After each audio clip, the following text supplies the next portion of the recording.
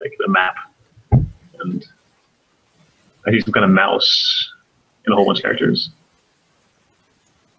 And it looks like someone had to walk the plank. Yeah, something like that. I found out how to drag everyone too to a spot. Drag everyone to a spot? Yeah, I think only a DM can do it. Oh, whoa. You can take my attention to wherever. Yes. That's kind of useful. Yes. Or if you're a bastard, it's kind of, hey, Streambox has inspiration. Yes, it does. It's powerful. Yeah, everybody got inspiration again at the end of the last session. Awesome. When I looked at that, I was like, oh, a card. And I expected to turn it over and find like counterspell or something. But that's not what it was. Okay, so to get started here. So you went, basically, if you watch the beginning of the video, it's at like the 10th minute, I think. There's a part where your character has a note, and he says, guys, I have to go. You might go to the guild. I promise to return this, or just say something like that. And so they give your character a bunch of gems, some gold. Like, Sweet. Yeah, like 300. So you had to give all the gems to your master, basically. But you can keep the gold. You got like 50 more gold. I see that we have a goat with herpes. Yeah, I don't know who put that there.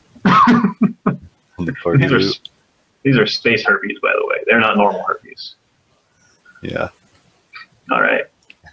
Okay, but I got gems that I have to give to my master, and I got some money. Yeah. All yeah. right. In return for the gems, he gives you the stuff you need to study the arts. He basically gives you some scrolls with practice regimens, and which could lead to furthering your wizardry. So he's awesome. Like, Elred, your master, says, great job. Here's some scrolls to help you advance in the future. And if you currently want to level, that's basically what you would need. Now, he also gives you another reward. He gives you a folding boat. Folding boat. Folding boat. That has to go on my character sheet. I tried to write it down on the sheet of paper here, but that's not useful. I'll go into farmer. He gives you a little speech. When he gives it to you, he basically said, it's king handing for me many times, but I don't expect to be out to sea, and it sounds like you may be. He urges you to continue with your party and keep getting gems and valuable components as kind of your, I can't think of the right word, but basically duty to be his apprentice. Right. So anything other than that, magic items, cool stuff, you can keep. But if it's a particular component that's rare, he really, really wants it. And gems are valuable because gems are used in a lot of different stuff. And there's a list, basically what I said in the email, anything like that. Cool. I think I'm going to have to tell him that he's gotten weirder since I discovered that he was making us into spies. Yeah, he's a full-on elf. He's mostly wizard. He's a diplomat. He does do a bit of, the skulking around, but he's also a very good speaker and a kind of a figure, and he knows what he's doing. So make an intelligence check. Let's see if you know a little more about him that he probably hasn't said about Elred. Oh yeah, the other stuff we'll save. Now we're recording. He lives in a cloaked. That's really good. Okay, so you know that he's a diplomat from Everesk. Evereska. Is that an A at the end of it? I may have written it down wrong or how to type it. It's that. Yeah, Evereska. Okay. Evereska. It's in the. It's on the cliffs, far to the west and a little to the north. Right. And it's an elven village. He's a diplomat from there. he was stationed here during one of the wars and just basically hasn't returned and stayed after the war ended to continue his duty. But he's had a lot more spare time since the war ended and has now taken on some people to train. There is you. There is a human from the north named Esteban. And there's also a half-elf named Henry Grimfrost. Henry Grimfrost. And he does not talk at all. He pretty much just studies. And he's got blonde hair. Seems a little troubled. Esteban's pretty outgoing. He's a good guy.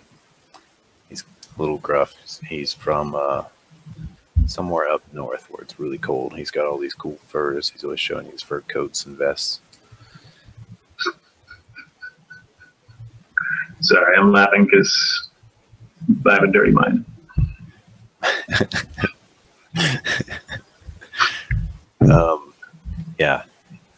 Elred's tower is cloaked. It's near Blustitch, and it's on the edge of the Hermit's Woods. When you're looking at it, from basically outside of the woods, it looks like trees. You could walk right through it and not know it. But if you know what to look for, or you're led to it, which you guys at this point know what to look for. So basically your master calls to you. He sent you this note that just appeared in your hand, and he seems to have some urgent news for you about him. He says, I've got to go. There's trouble. I'm going to leave the bottom floor of this cloak tower open for you guys to use as you wish. And I may not return for up to a year. I have a stash box down below that you can put stuff, and keep gathering those things. I will have a lot of updates when I return.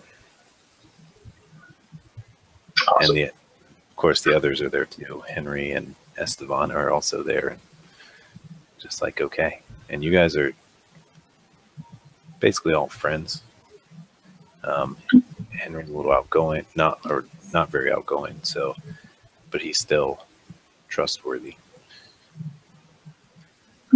Just FYI, none of them seem shady to you. You've been studying with them for quite a while, like and stuff. It's good to be able to trust your fellow spies. Yeah, definitely. So, Let's see. he says So, your duty is to keep with this party and keep getting as many components as you can. And we'll have a stockpile, and I can train you all kinds of sweet spells. Paraphrasing here, what he would really say. And keep any magic items or gold for yourself. Might need a few platinum in there in the fun, but you're going to want a lot of gems. And just, he rattles off a list, and it's that list that I see in the email. Maybe I should just look, but that would take time. That's all right. Like, that's a long list. I'll try and have all of it. So you don't know how long you're going to be gone? I'll be back by next summer at the very latest. This may only take one season, though, so I could return in a few months. It just depends how it goes. I'll be heading west. I wish I could tell you more, but it's probably in all of our best interests for me not to. All right. Good luck.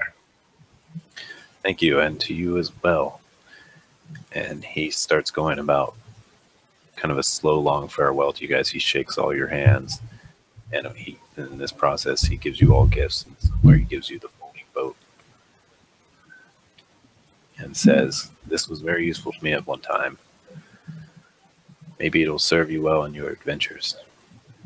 I think so. Looks like there are pirates to deal with. Maybe they're already dealt with. So this boat, like, what kind of size is this boat? Folding boat? A folding boat is a small box It's like 6 inches by 6 inches. It weighs 4 pounds. And when you open it up, it looks like nothing is inside of it. So you can store things inside of it. It's 6 inches by 6 inches. And I should have it in the team guide here. That's all right. This is just a box, then I can know what it is. It has 2 different commands, or 3 different commands actually. It has one command to turn it into a 10-foot long boat that is 4 feet wide and has 1 set of rows, like rowing rows. So a 10-foot. It can also become with the second command, a 24-foot boat that has, I believe, 4 sets of rows. So up to 4 people can row at a time, and it also has some sailing sails, those triangular ones. Can't remember what those are called. I have no idea. And then the third command turns it back into a box. And Cool. That third command does not work if people are on the boat. Oh, I was about to ask that. Yeah, but it does work for items. Anything that would fit in the box on the boat will stay in the box. Anything that's too big for the box will appear outside of it. Cool. Sounds useful. Yeah. Yeah. Nothing like a folding boat. This is similar to when I used to ask whether the treasure was an airship usually. And a little different. So then the master, Elred, says his goodbyes. Yes, for now. All right, Elred, well, we'll take care of this place. I trust you will. You've been great students. And this will not be the end. Even though it feels like a long time. It sounds like you're going somewhere dangerous. There could be great danger. I should warn you, or at least tell you. I may send for aid if I can see no other options. I don't think it'll come to that. Well, we'll be here. Or somewhere, collecting gems. Very good. Now, the one of you who gets the most components and the best components, I will give a very special reward. Henry says, he kind of makes a sound like he's got this. I make a giggle like I think it's a strange reward that he's gonna give. Not, yeah. Anyway. Yeah, so that's basically it. And then he's gonna leave later. You can do anything you want, but he plans to leave. You think in the middle of the night. You know, he's gonna meditate first. He is an elf, so he doesn't have to rest for too long. Right. But he does have some things packed. He's packed a few bags. You know, he's got spells to summon mounts. So he he knows his way around. As far as you know, he can teleport, but you've never seen him or heard of him doing anything like that. But you wouldn't be surprised. Sounds powerful. Yeah. Yeah, he seems very powerful to your character. He can basically, he's very old elf, but he looks young, seems young. But you've started to notice that he's seen many wars. He's seen just way too many things to be young. He has stories and stories on end about things he's been through, but he usually only tells those when he's feeling real comfortable after a long day of practicing with you guys. So if things go bad during that day, though, he usually doesn't tell you any stories. He just kind of, He gets mad at us. yeah. It's like a kindergarten teacher. Yeah, basically. Master. Like, all right, guys, you've been good. This bard here, everyone sees the picture. You had it right. So a lot of your knowledge, if you're doing knowledge checks, your random knowledge, your jack of all trades, may be coming from his stories sometimes. By this time, you've trained with him a few years, heard a lot of things, gathered a lot of things, put a lot of things together that you didn't know before, just about how things work in the real world, things like that. Cool. And not just in the world of traveling performers like my parents. Yes, correct. So he is definitely a very good master overall. You're as far as learning, because you seem to be advancing quickly in his care. Awesome. I was going to attribute that to myself, but yes, definitely yourself too. He's good. He will only take on the best, pretty much. He won't mess with people that aren't very promising. So you're definitely very capable on your own, in his opinion, even. If I remember right, he took me on because I caught him trying to teach us to be spies. I don't remember exactly. Did I say, was that in that email? Yep. Okay. Because he was like manipulating some people, convincing them to do stuff that didn't seem right. Like he was teaching them to be wizards, but he was having them do weird tasks, like go test Featherfall in real life by sneaking up a tower. Oh yeah. And then jumping off. Yeah. Yeah, you've got to learn to trust magic if you're going to be a wizard. Yeah. And then he was like, go mage hand stuff from someone's pocket. Things like that. Yeah. But yeah, so one day my character apparently discovered what he was doing. And he was like using the people that he wasn't like letting in on his business. Oh, to put yeah. together little plots. He takes advantage of his apprentices, yes. He'll have you go do little quests and things for him to find out what he needs. And yeah, he does try to mask it as training. And, yeah, you guys have pretty well. You don't know if the other two have figured it out, but you've definitely figured it out.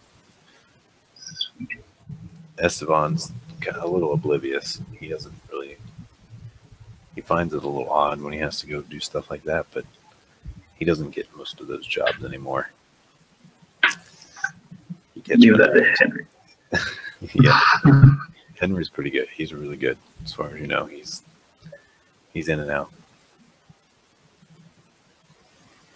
Cool.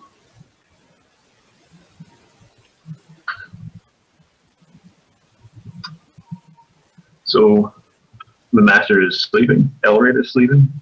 Yeah, he does eventually go up to trance, and it's pretty late in the evening. You're way out of town, but right now, at this very moment, there's either a bunch of sailors getting drunk, or they're fighting on a boat.